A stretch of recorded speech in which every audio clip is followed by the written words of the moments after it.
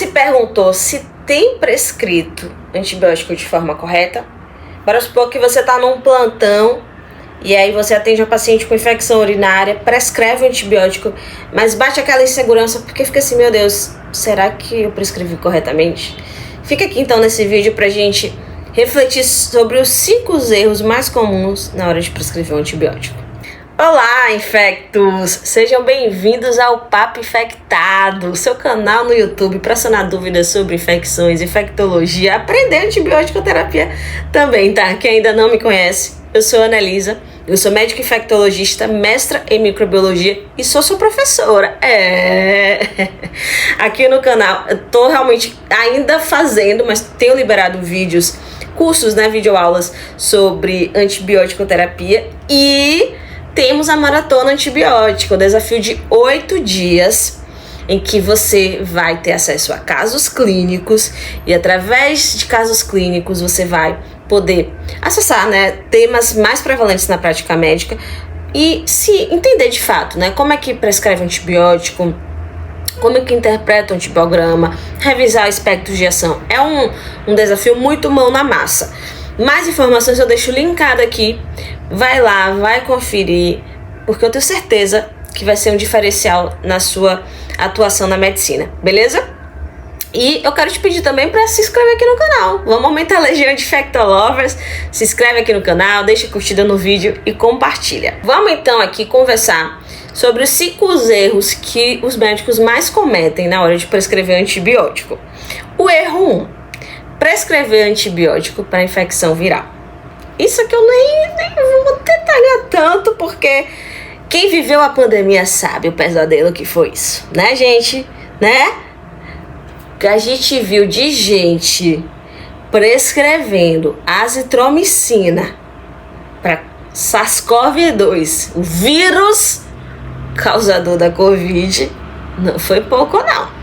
Não foi pouco. Isso porque eu não vou nem entrar no kit Covid, né? Que socorro. Que, enfim, eu não gosto nem de falar pra não ter gente aqui que queira reproduzir. Mas já adianto, não tem evidência científica nenhuma. Então a gente tem que ter muito cuidado, né? Eu acho que nesse ponto aqui, a anamnese, o exame físico vai ser fundamental, né? Os exames laboratoriais, os exames complementares também podem agregar nessa distinção, mas tem que ter muito cuidado. Gente, é o básico da medicina isso aqui, a gente não pode negligenciar.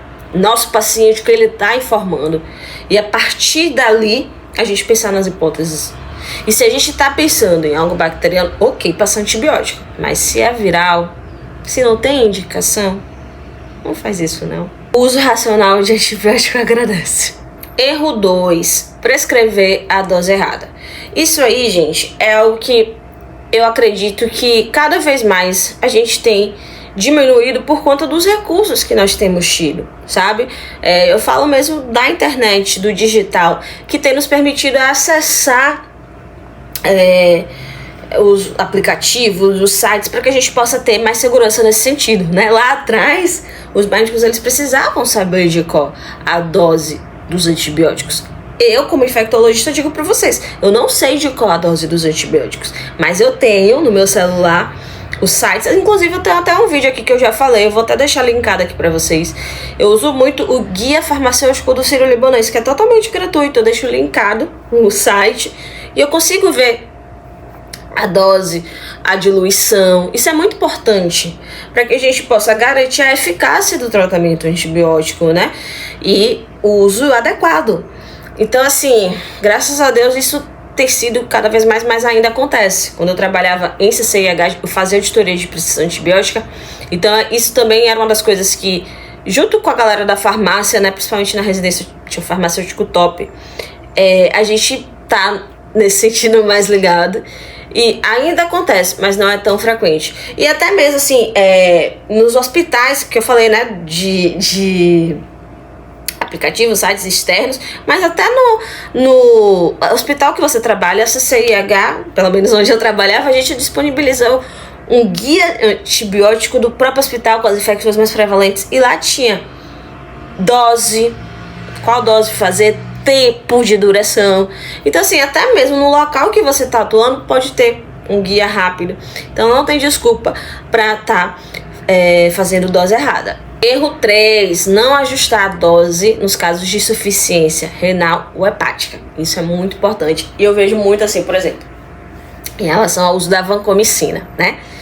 Que a galera começa usando vancomicina e aí deixa lá de eterno, né?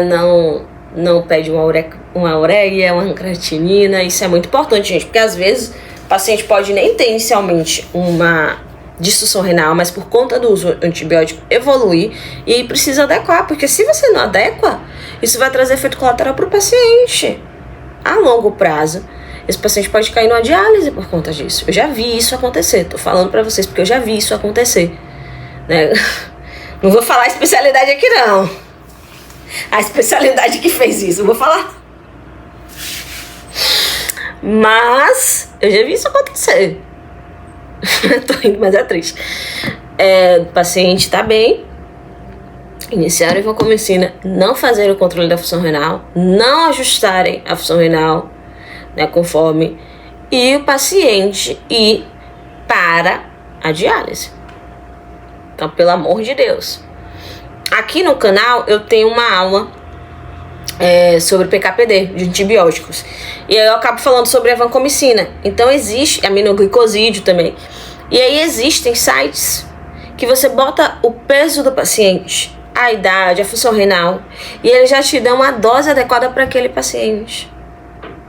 Inclusive, até se você trabalha no hospital que tem como você dosar a vancocinemia, né, que o ideal é que você começou a vanco e aí depois fique dosando o nível de vanco no sangue para ver como é que tá e para ver se faz um ajuste. Não, essas calculadoras dão tudo. Então, vou até deixar linkado aqui também, assiste essa aula, que aí eu falo com mais detalhes. Mas isso também é fundamental, gente. A gente tem que estar ligado nisso. Função hepática, função renal, para ir ajustando conforme as demandas do paciente. Erro 4. Falha em desescalonar o antibiótico. Isso é demais. Isso também na infecta a gente vê muito. Então pensa sempre assim, gente, ó. Você tá com um paciente grave, por exemplo. O paciente grave, tá séptico. Aí você começou, conforme a epidemiologia do seu hospital, você começou Tazo e Vanco, 2 bombas aí, né, nefrotóxicas, mas começou. E antes você coletou uma cultura e tal. Nem vou cobrar muito foco nem nada, mas tá. Saiu as culturas, gente, pensa sempre em diminuir o espectro. A gente vai diminuir efeito colateral e a gente também reduz o impacto na resistência antibiótica. Esse sempre tem que ser eu chamo vocês de infecto, não é à toa, porque vocês têm que pensar como infectologistas, se vocês vão seguir a carreira ou não. Quero também que vocês sigam a carreira, mas quem não quiser seguir, pensa como infectologista. Você sempre tem que pensar, sempre passar o menor espectro quando possível. E não conseguir passar, tá? O paciente estava grave, aumentei o espectro o mais rápido possível de escalonar. Então, se tá a cultura ali, tem um micro-organismo muito sensível, meu amigo, desescalona. Eu vi assim que tinha muita resistência, né? Quando a gente chegava, galera, dá pra gente desescalonar dos profissionais. Mas ele respondeu tão bem. Mas será que precisa? Ele respondeu tão bem. Precisa, gente, porque a gente tem que pensar a longo prazo. A longo prazo. Além dos problemas que isso pode causar pro paciente, causando multiresistência, isso pro mundo, né? Que tem aí uma previsão de que 2050 vai ter mais infecções por multi-R do que câncer. Então a gente tem que pensar nisso. Então, desescalona sempre. E o erro 5 é o tempo de antibiótico, né? A gente ainda fica muito pegado assim, a 7, 14, né? Os múltiplos do 7. Só que o less is more, o menos é mais, também já chegou no tempo de antibiótico. Cada vez mais, os guidelines têm, bora enxugar isso aí, vamos enxugar isso aí. Tem, inclusive, quem não sabe, eu tenho um podcast, o Papo Infectado, disponibilizo os vídeos aqui no YouTube e também lá no Spotify, na sua plataforma de áudio preferida. Eu já te falei, né? Tanta coisa gratuita que eu disponibilizo aqui. Se você ainda não segue Papo Infectado, meu filho, o que você tá fazendo? Mas tudo bem. E aí tem um episódio no podcast que eu falo sobre isso. Então, cada vez mais, Já tem estudo, gente, mostrando tratamento de pneumonia adquirida na comunidade por 3 dias. Entendeu? Osteomielite também, que a gente já tendia, né, a tratar por um tempo maior. Já tem estudos já mostrando, ó, tipo, por exemplo, osteomielite crônica a gente ficava muito, né, 3 a 6 meses. Ainda na prática a gente acaba usando mais, mas já tem estudos falando de 1 mês. Então a gente tá diminuindo cada vez mais. Então, assim, é a resposta clínica do paciente, né? Se o paciente está respondendo bem, por que não poderá suspender? Não precisa ficar certinho, né? Tem que ser os 14 dias certinho. Não. A clínica é soberana nisso também. Era isso, infectos. Todos nós estamos suscetíveis a erros, né? E é bom que a gente está tendo essa oportunidade de revisar possíveis erros e tentar, né, controlar na nossa prática clínica. Se você quiser aprender mais sobre antibiótico-terapia, vem para a Maratona Antibiótica. Cola comigo também nos conteúdos gratuitos do Papo Infectado, que eu libero muita coisa boa para vocês, tá bom? Beijo e até o próximo vídeo.